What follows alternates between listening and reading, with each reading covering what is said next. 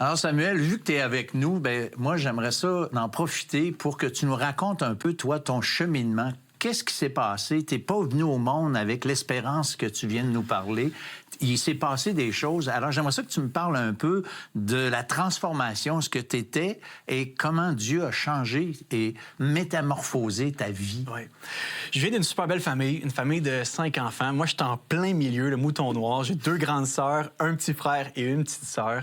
J'ai eu la joie et le bonheur de naître dans une famille aux valeurs chrétiennes. Et pas juste aux valeurs, c'était pas juste une foi du dimanche, c'était une foi appliquée, apprendre à pardonner, apprendre à connaître la personne de Jésus, connaître les Écritures. Et jusqu'à l'âge de 11-12 ans, tout allait bien. Mais à 12 ans, j'ai eu une poussée de croissance. J'ai commencé à faire du sport, à gagner en popularité. Et là, j'ai comme mis Dieu dans une petite case et je me suis dit, c'est beau, c'est maintenant moi le nouveau roi de ma vie. C'est moi qui va prendre les choses en main. Et là, tous les mini-dieux là, possibles qu'on peut avoir, je les ai expérimentés. En commençant avec le dieu de la popularité, de la visibilité, au dieu du sexe, au dieu du sport, au dieu du plaisir, au dieu de l'argent, au dieu de la gloire. Je voulais comme tout toucher puis comme expérimenter à tout ce que je pouvais toucher. Tu avais faim. Ouais. De quelque chose. Là. Soif de réel, soif de vie, soif d'aller au fond. Mais en réalité, j'étais juste malheureux. Je me rappelle, j'étais très intense comme gars, j'étais explosif. Je pouvais être méchant envers mes frères et sœurs, je pouvais sacrer après mon père. Mais le soir, je rentrais dans ma chambre puis je me trouvais vraiment dégueulasse. Là, je me disais, c'est ça la vie. J'ai tout fait, on dirait, pour être le meilleur, pour être le plus beau, le plus fin, mais je suis vide, je suis pourri de l'intérieur.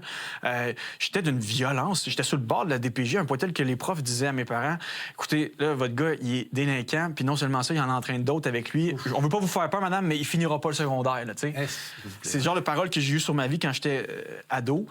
Mais dans tout ça, j'ai eu une famille qui a continué de m'aimer puis de me pardonner. Je te dirais de 12 à 16 ans, puis en action, puis ils priaient clandestinement pour moi pendant que je dormais. Puis eux autres, il y avait l'espérance que si Dieu avait ressuscité Jésus d'entre les morts, il pouvait me faire passer de la mort à la vie. Puis c'est ce qui est arrivé. À l'âge de 16 ans, j'ai réalisé sur mon divan rouge à Sainte-Julie que j'étais vraiment un crotté, mais que Jésus était le chemin, la vérité et la vie. Et que la seule option, la seule porte de secours, la seule réalité qui pouvait changer mon cœur, c'était lui. C'était son amour, c'était son pardon pour mes péchés. Puis à partir de ce moment-là, il s'est opéré une métamorphose incroyable. Ouais, mais y a-tu quelque chose, qu'est-ce qui a déclenché? Y a-tu un texte, une vérité, une attitude, je sais pas quoi, mais il y a quelque chose qui doit avoir déclenché ça, une écarantite aiguë, tu vas me dire peut-être? Oui. Oui, j'étais rendu au pic de ma violence, de mon rejet de Dieu, mon hostilité envers ma famille parce qu'elle était chrétienne, donc je voulais rien savoir d'eux autres.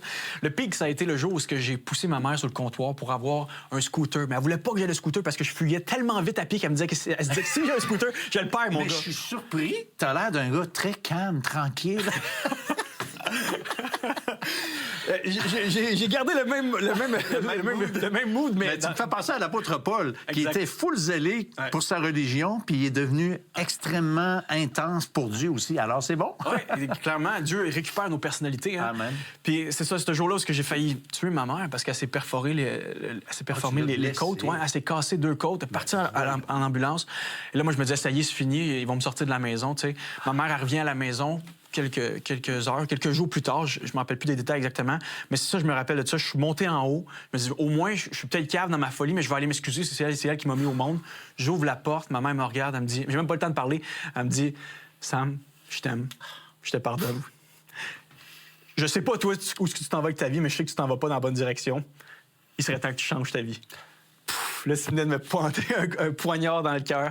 Puis je réalisais que ma vie était foutue, puis j'avais besoin de changer, j'avais besoin de transformation.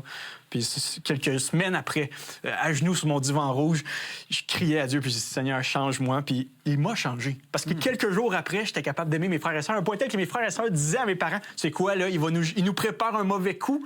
OK, il pensait que... là, il est gentil, mais check bien ça, qu'est-ce qui va nous arriver en pleine face, là, tu sais. J'étais capable, soudainement, il y avait vraiment un miracle qui a été pris en moi. J'étais capable de me décentrer de moi-même pour aimer les gens. D'un gars qui voulait rien savoir de la Bible, de Dieu, de la religion chrétienne, aujourd'hui, je passe ma vie à annoncer la bonne nouvelle de Jésus. D'un gars qui était simplement centré sur ses petites passions, ses petits désirs à lui. Quelques Noëls plus tard, j'étais dans la rue, en train d'amener des sandwichs aux itinérants à Montréal. Il y avait de quoi qui s'était passé dans ma vie. J'avais un langage, je sacrais à tout bout de champ. je m'en rappelle. Mais du moment que j'ai donné ma vie au Seigneur, il y avait ce désir de plaire à Dieu avec ma bouche, plaire à Dieu avec mes actions. J'étais consumé par la pornographie de 13 à 16 ans, complètement rentré là-dedans.